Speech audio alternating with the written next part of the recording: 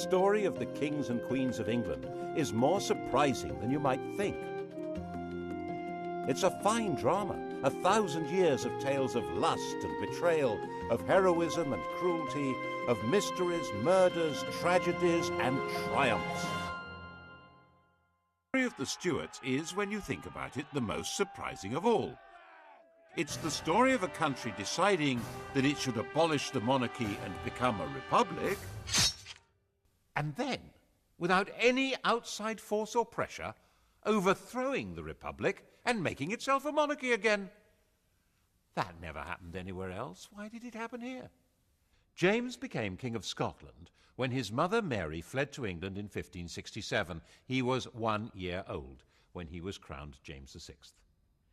He grew up learning how to steer a path between religious fanatics and the violent Scottish nobility, and at the same time acquired a serious scholarly education. He was very proud of that. He pleaded for his mother's life, but accepted the fact of her execution by the English Queen Elizabeth. Business was business, and he had no memory of Mary. He'd been taught that she was a scarlet woman, and she had, after all, murdered his father and taken a lover. He was the recognized heir to the English crown, and he wasn't going to put that in danger. And so in 1603, when Elizabeth the Virgin Queen eventually died, the oldest monarch England had ever had, he came from Edinburgh to London for his coronation.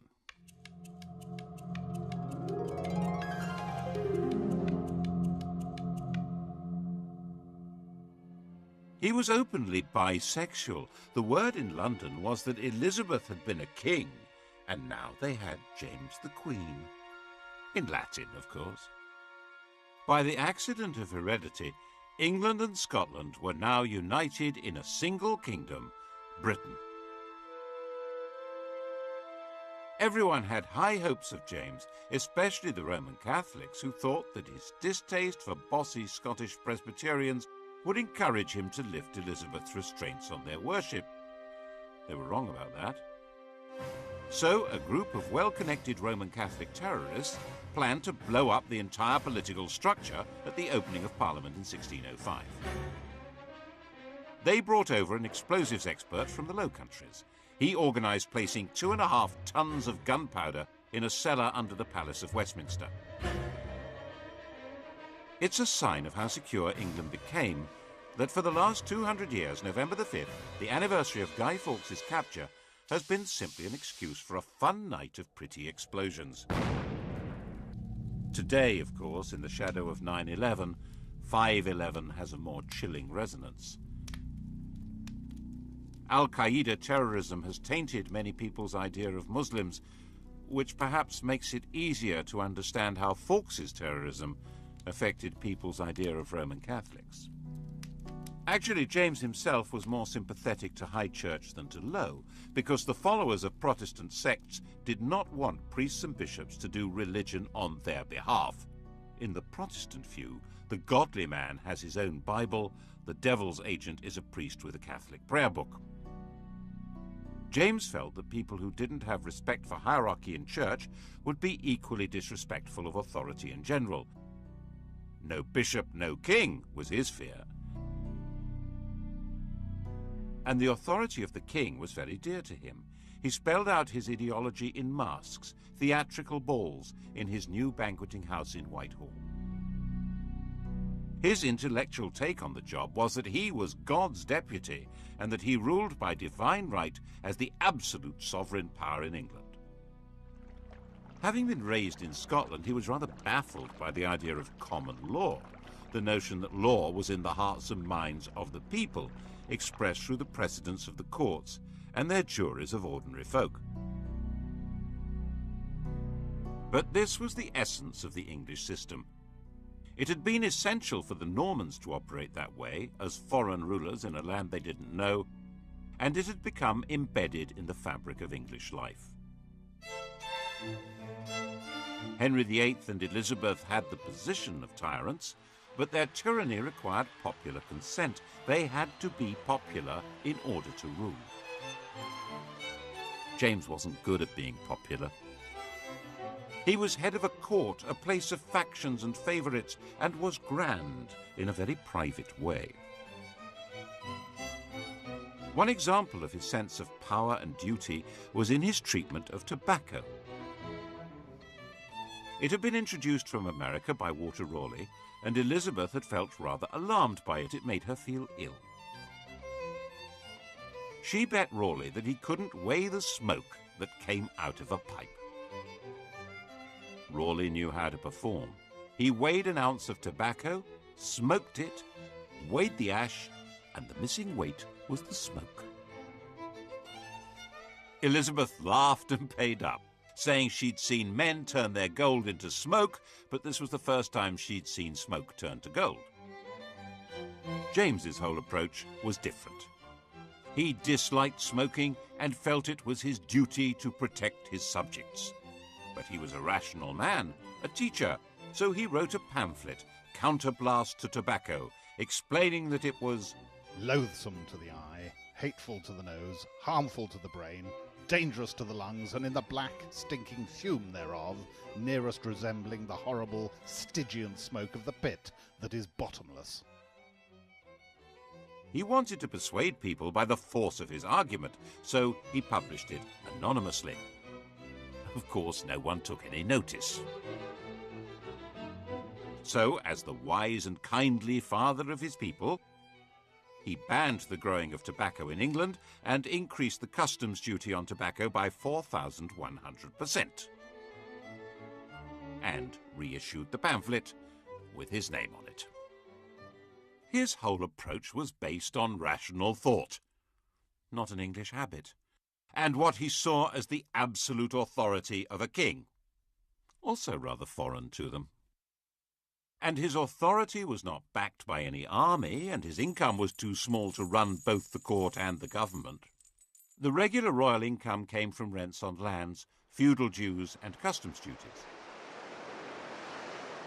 But the flood of gold and silver coming to Europe from the New World had created inflation, reducing the real value of that income. Medieval government was designed for rather static farming economies and vast estates. Towns, run by common folk with special liberties granted in charters, had been useful little add-ons. But now international and intercontinental trade had blossomed. The nobles had declined, the towns had become major financial centres. Inflation, the growth of Protestantism, a lack of respect for traditional authority, the emergence of assertive members of Parliament, none of this was restricted to England. But in England it had a slightly different flavour. Everywhere else the ruler made the law. He was the law. But not in England. Kingship existed under the law. James simply didn't understand this. He was certain that the job of king meant being above the law. And being James, he not only understood this was the problem, but said so as a matter of principle. And when the Lord Chief Justice disagreed, the Lord Chief Justice got the sack. James was, people said, the wisest fool in Christendom. He needed to raise taxes, but taxation was always regarded as a special event. Taxes might be levied if there was an emergency need for cash, but the law said that this could not be done without the agreement of Parliament, which gave the Commons the chance to present demands to him. They expected what was called redress of grievances before granting him supplies, and these were exactly the kind of people who tended to be Puritans, low church, with no real sense of proper deference to people better born than themselves. So he avoided that as much as possible. His way of life didn't help either. His diversions were hunting, an obsession, and pretty young men, another obsession. Right at the start of his reign, he took up with a pretty young Scot who'd been his page. Robert Carr was given the estate of the executed Walter Raleigh and quickly became a viscount and a privy councillor. When Carr decided to wed the married 17-year-old Countess of Essex, who hated her husband, James helped to sort out the divorce. The Countess's family, the Howards, detested Carr, but realised this was the best way to get into favour at court. Carr's close friend, Sir Thomas Overbury, tried to warn him off that filthy, base woman, which annoyed the Countess. So the sweet young couple poisoned Sir Thomas, which opened the door eventually to the Howards' enemies, who exposed the murder plot to James, while providing him with another very beautiful young man, George Villiers, to take Carr's place. Carr and his wife were sentenced to death, and Villiers, whose legs were wonderful, became the Duke of Buckingham, and the murderous couple were pardoned. James wasn't exactly a Puritan's role model. By the time King James died, aged 58, in 1625, the King and the Puritans were set on course for a direct collision, and his son Charles wasn't going to change direction. The new king was 25 years old, gauche with a nervous stammer, but deeply conscious of his place as God's anointed ruler of Britain, the new father figure, and he played the part of absolute ruler as well as he possibly could.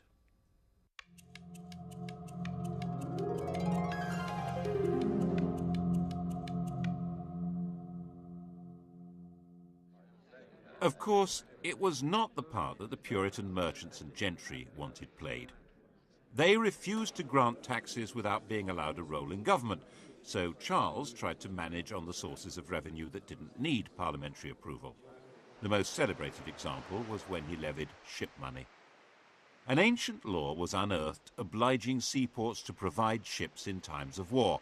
True, there was no war, but there were pirates, weren't there? In 1634, Charles made his demand and told the ports they could pay cash instead, ship money. This engraving was published to make people proud of paying up. And then the next year he extended the demand to inland communities. Otherwise, it would be unfair. It was obvious that if he got away with this, he'd have reinvented taxation under another name and would never need Parliament at all. The entire nation had steam coming out of its ears. One wealthy Buckinghamshire man, John Hampden MP, refused to pay and was hauled into the Court of Exchequer. Hundreds of people tried to jam into the court to watch. Of the 12 judges, 7 found for the king and 5 for Hampden. Since the king had thought he controlled the judiciary, this was a moral victory for Hampden.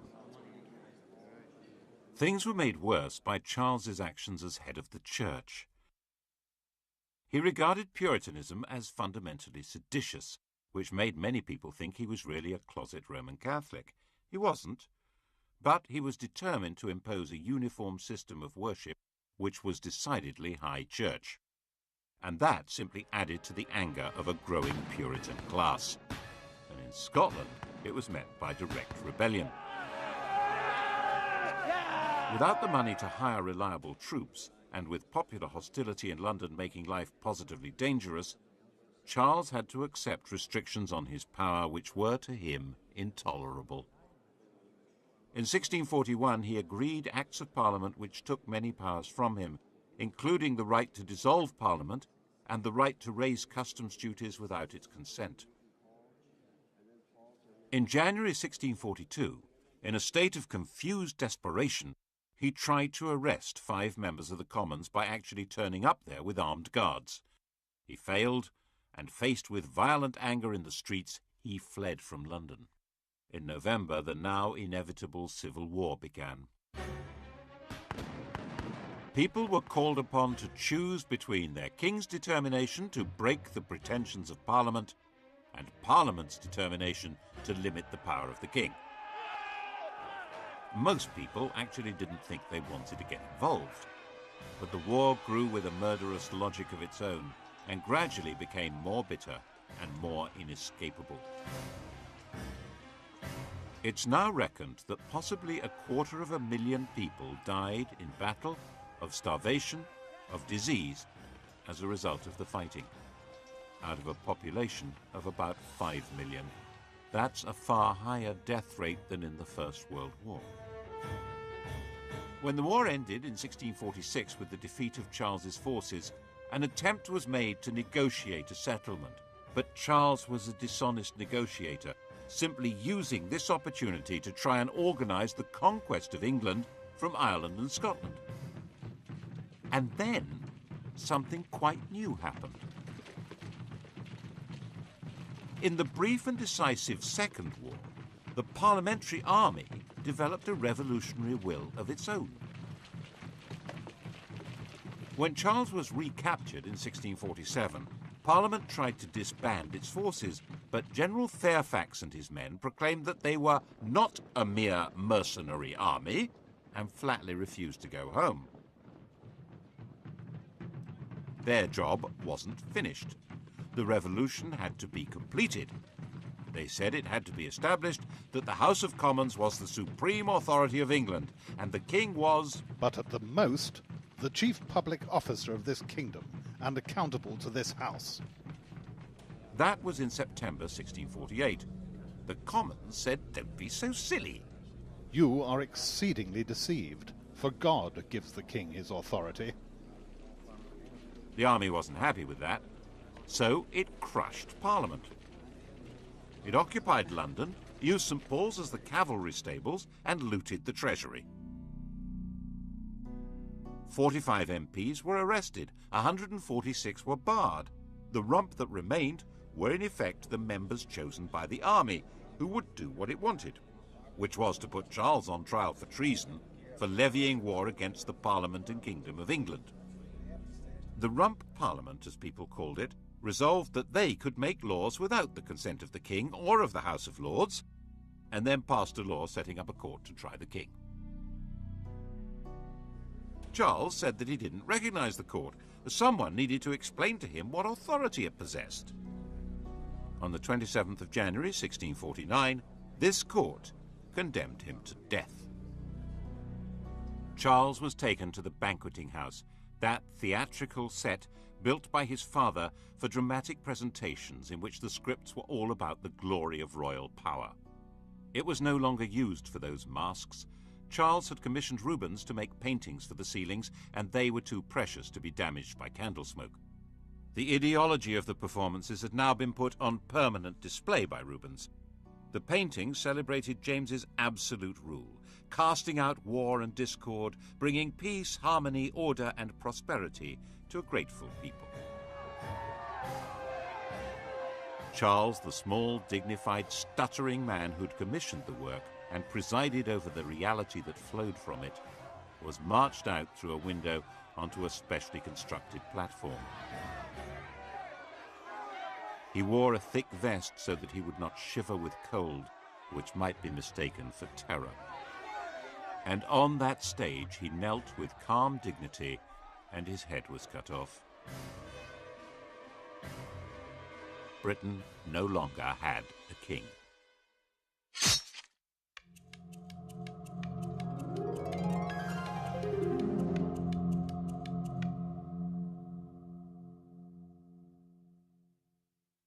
A week after the execution, Charles II was proclaimed king in Scotland.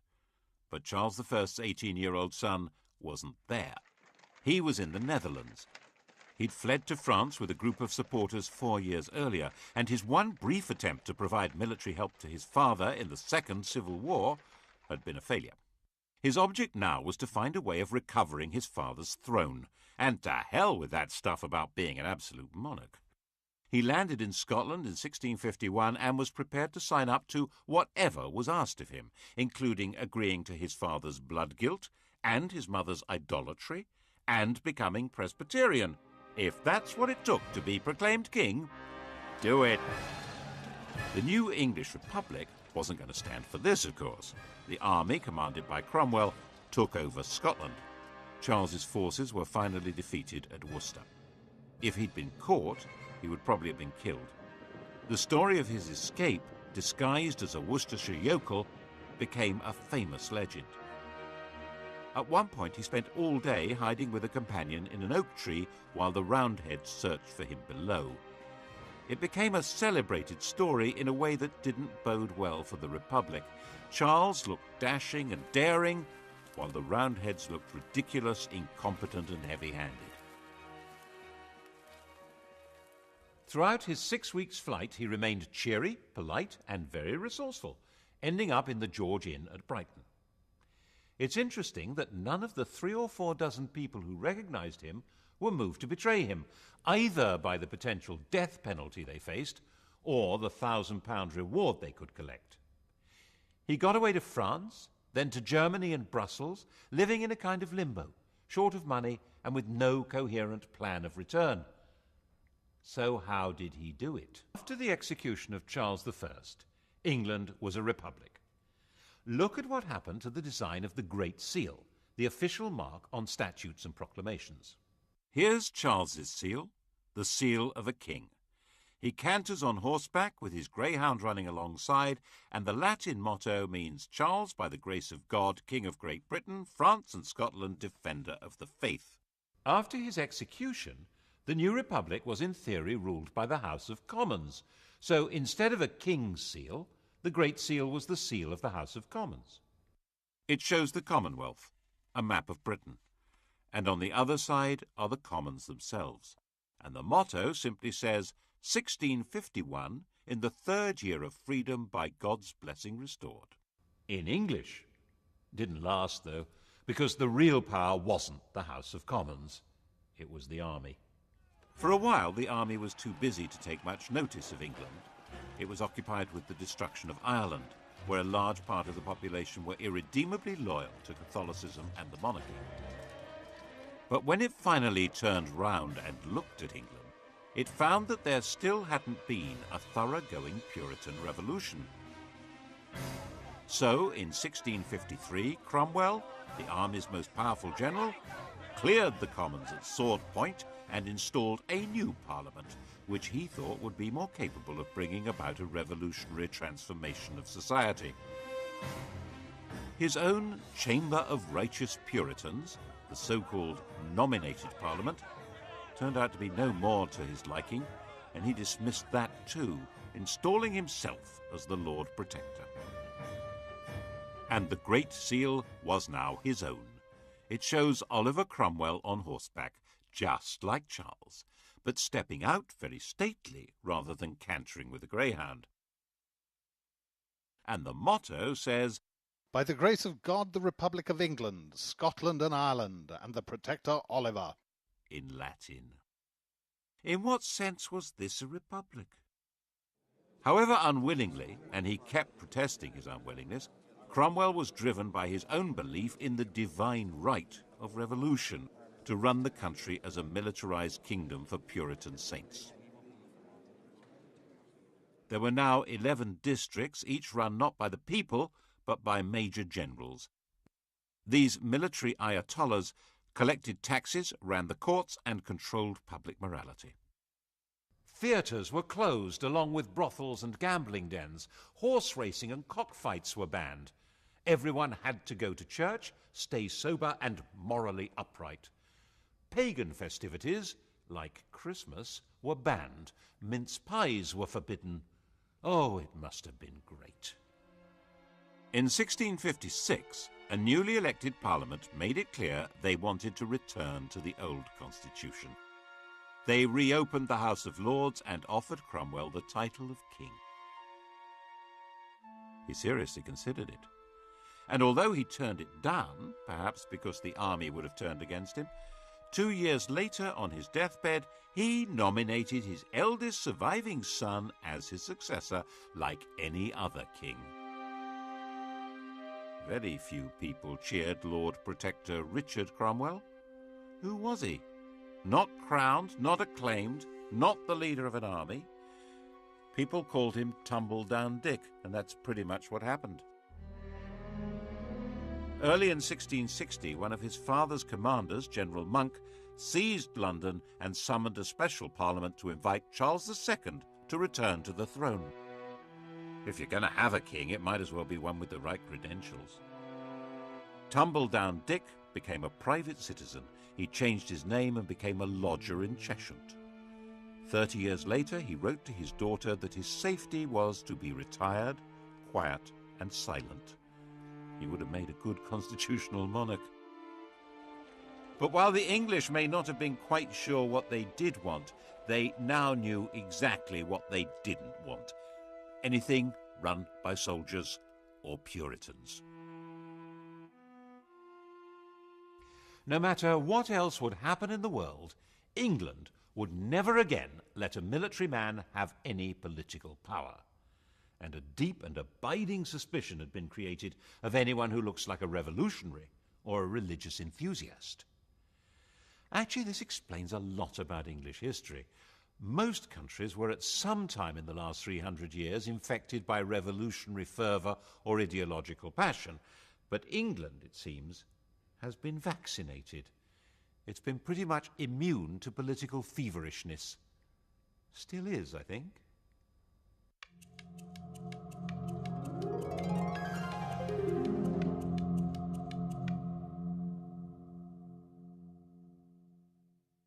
Charles was really a very popular king. His manner was light and easy, his court dissolute and cheerful, his sexual enthusiasms generous and very, very un-Puritan. As those great historians Sellers and Yeatman put it in 1066 and all that, not so much a king, more a monarch. The years since his father's execution were called the interregnum, and the idea was to pretend that nothing much had really happened. The parliamentary records for those years were torn up. An Act of Parliament gave the new king control of the armed forces, and Parliament agreed to give him an inadequate annual revenue. 10 of the people who'd been involved in the execution and trial of Charles I were themselves put on trial, and then hanged, drawn and quartered. Cromwell and 3 other military commanders of the parliamentary army were also put on trial. They didn't put up a very convincing defence, being dead. Their bodies were dug up and hung in chains at Tyburn. It was all good popular entertainment, and theatres reopened and maypoles were back in business. Merry England had been restored. Charles had given a written promise of pardons, arrears of army pay, and what was called liberty of tender consciences in religious matters. He also confirmed land purchases made during the interregnum, which helped maintain stability but was a bit of a blow to cavaliers who'd lost their wealth and their land by being on the wrong side. In a way, the sense of a new beginning was strengthened by the destruction of the capital by plague and fire. Plague was a swift and grotesque disease, which had erupted frequently before, but in 1665 it took a firm grip and killed about 20% of the city's population. London was largely turned into a ghost city as the survivors fled. The king, who'd moved to Hampton Court, gave £1,000 a week to London charity. And then London began to burn. The king returned to the city with his brother James, the Duke of York, to take personal charge of firefighting in the streets. Everyone knew that the mayor had been too timid to pull down houses that might have created fire breaks until he was directly ordered to do so by Charles. It certainly helped the royal image, though it didn't help London much. The old, rotting, diseased structure was purified by an inferno that simply burned the place away as thoroughly as if it had been blasted by a nuclear weapon, and a lot more cleanly. And the new city that arose was a classic image of the political settlement of the restored monarchy.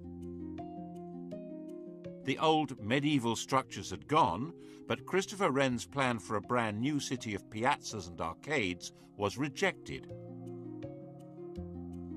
That was the sort of Renaissance princely city that existed on the continent. They were the stages on which state ceremonies could be impressively performed by grand leaders, not needed here.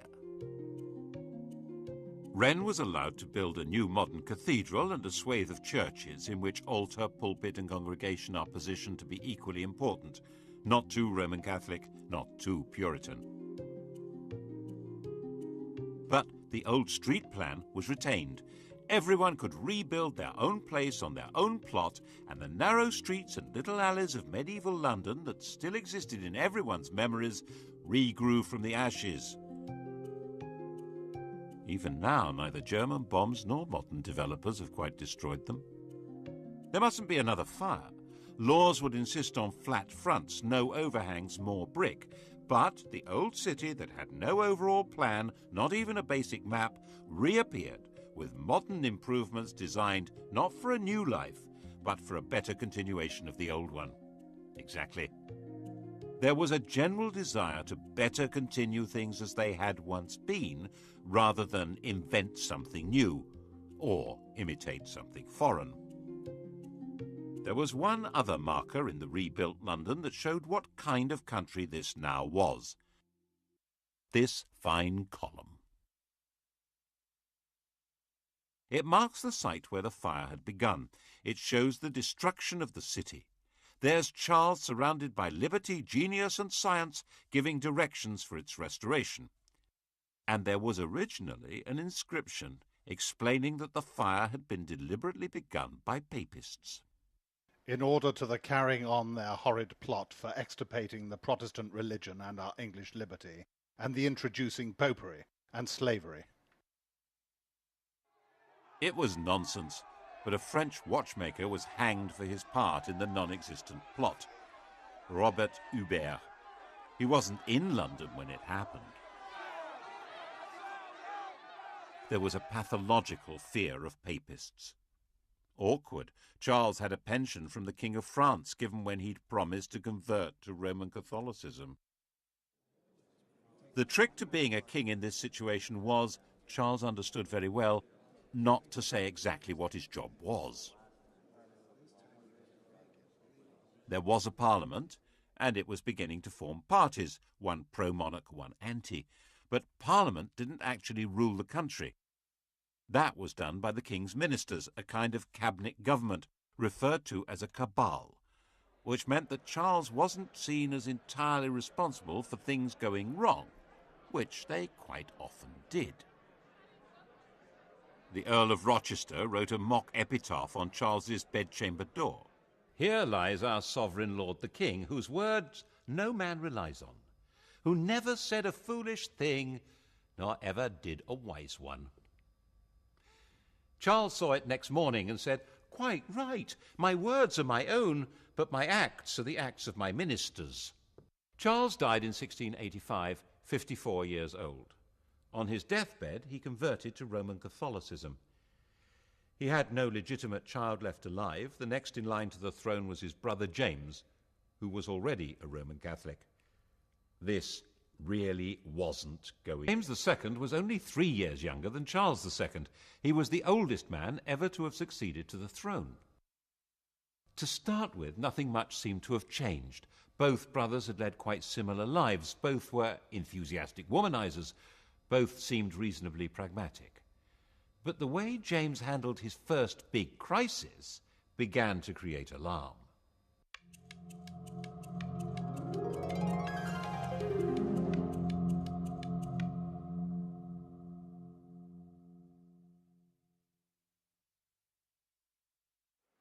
The restoration of the monarchy had obviously not been welcomed by everyone.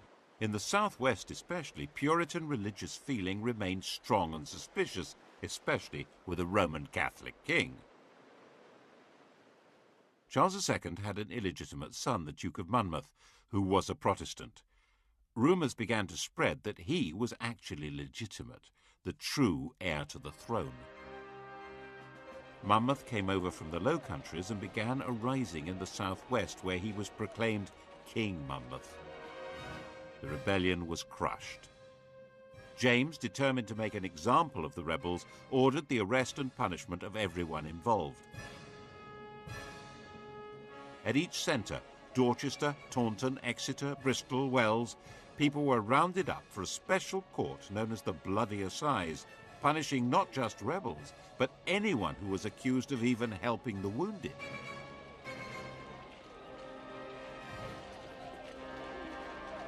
Around 230 people were executed, some hanged, drawn and quartered, and about 850 were sent to labour in the West Indies for 10 years.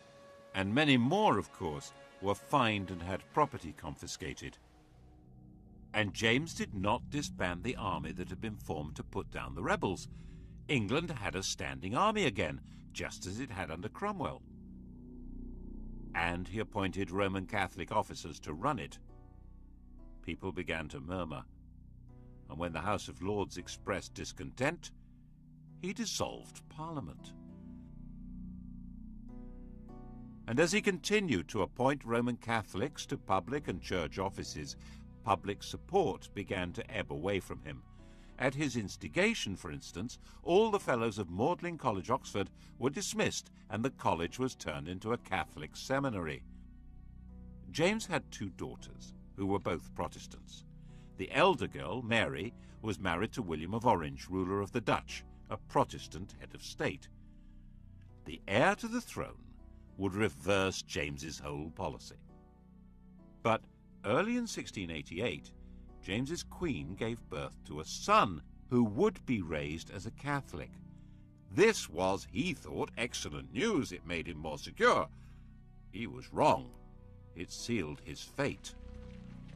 Well, that and the fact that he seemed to be preparing for a joint war with Catholic France against the Protestant Dutch.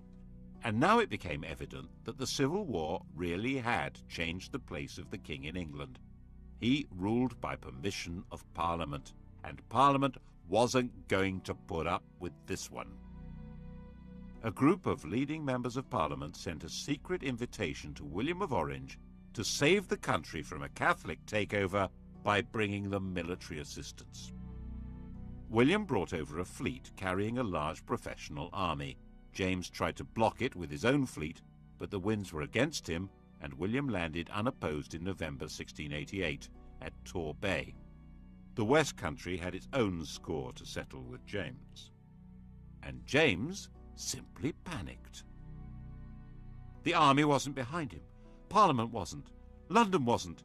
He was going the same way as Tumbledown Dick. In the middle of the night, he scurried out of Whitehall Palace by a secret passage. He got down to Sheerness, throwing the Great Seal into the Thames on the way. Ha! That'll fox him! It didn't fox anyone. He was captured by local fishermen. Eventually, William gave him permission to go to France, and no one had the faintest idea what to do next.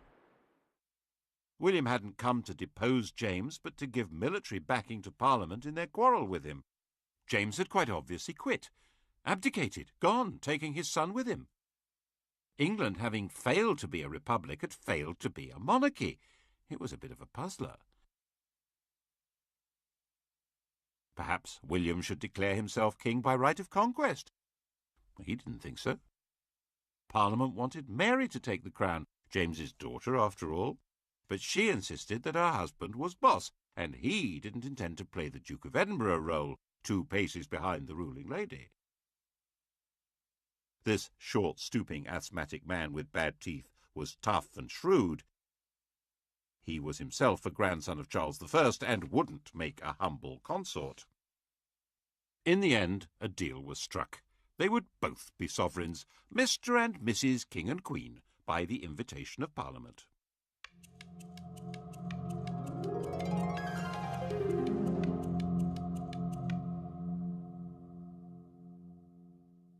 And they had to sign up to some basic rules.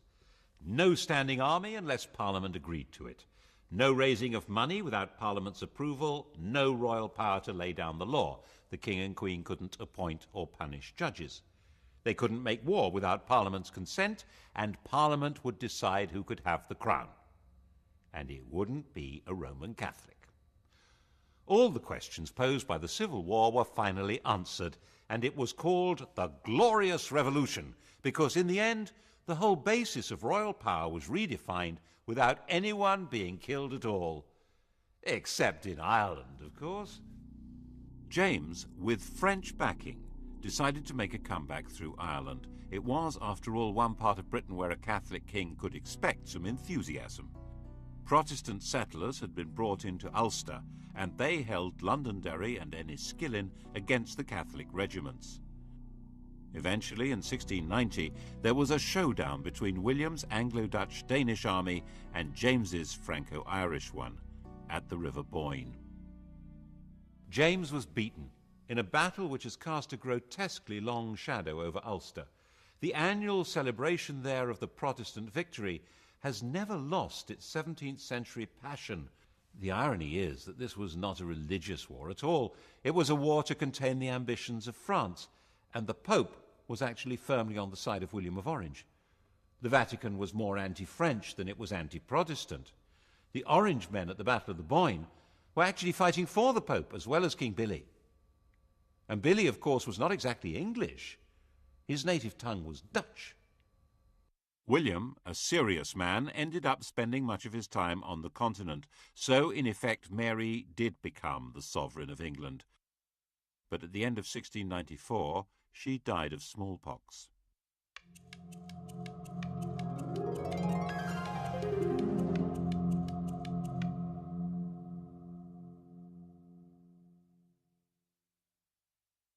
England was now in effect ruled by an oligarchy through Parliament. The king had a role, but by no means a commanding one.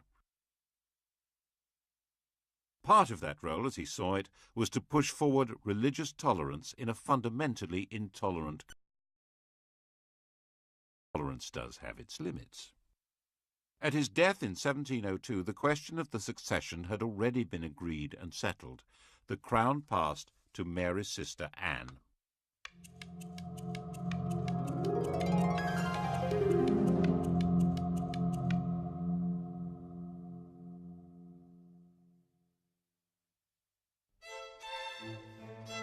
Anne was married, as Mary had been, to a foreign prince, but her husband, Prince George of Denmark, was no William of Orange. He was a lazy alcoholic, and while Anne was willing to let him be naturalized as an Englishman and notional head of the army and navy, she was queen and he was a subject. No married queen had ever ruled alone before Anne, and she played it very regally. She was very keen on the ceremonial and quasi-magical position of royalty, holding ceremonies where she touched people with scrofula, swollen neck glands from tuberculosis. It was called the King's Evil, and the power to cure it was supposedly the magical sign of true royalty. She was the last monarch to try it. Kings had male favourites, Anne had female favourites. The first and closest was Sarah Churchill, the wife of the Duke of Marlborough. They called each other by pet names. The Queen was Mrs. Freeman. Sarah was Mrs. Morley. Mrs. Morley's husband was England's leading military commander and the architect of a stunning victory at the Battle of Blenheim that placed England in a dominant position in Europe. But England's Queen did not decide who to fight or when to fight or how to fight. Politics was no longer really her business. Even when in 1707 England and Scotland were formally and permanently united by the Act of Union, it was not Anne's doing, but Parliament's. Anne did, it was true, refuse to sign one Act of Parliament at around that time, but it was a very minor technical issue, not a real challenge to the power of the politicians. Her life was spent more playing cards, chatting, being ill, and having 19 pregnancies. These pregnancies were watched with fascination by an elderly lady in Hanover, Sophia, the Electress Duchess of Brunswick-Lüneburg. She was James I's granddaughter, and because there were so few Protestants of the blood royal left alive, she was, by Act of Parliament, next in line to the throne, if Anne died childless, and if she lived long enough. One by one, Anne's pregnancies came and went. 14 miscarriages and stillbirths, 5 live births, but by the time Anne was widowed in 1708, all of them were dead. Sophia, aged 78, now just had to outlive the 43-year-old Anne to become Queen of England. Anne was a sick woman. Sophia was tough as an old boot. She knew she could do it. But in 1714, Sophia received an outrageous letter from Anne. Anne had somehow got the impression that Sophia was going to secretly send her son George to England in some kind of plot, and she told Sophia that would not be allowed. Sophia, now 84, was shocked, and the shock killed her, just 9 weeks before Queen Anne died. Sophia had failed. But her son George would now be king. In theory, a very weak constitutional monarch, but that hardly explains why 65 years later Englishmen launched a new war against royal tyranny and thousands were killed. England's royalty hadn't exactly packed up and disappeared, but the story of what they had done will have to wait for the next episode.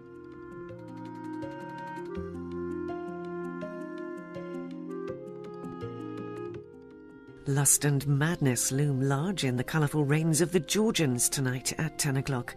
And to do a quick historical quiz about the Stuarts, Sky Digital viewers press red. Hardware coming up on UK TV history, the Hawker Hurricane and the aircraft carrier, decisive weapons.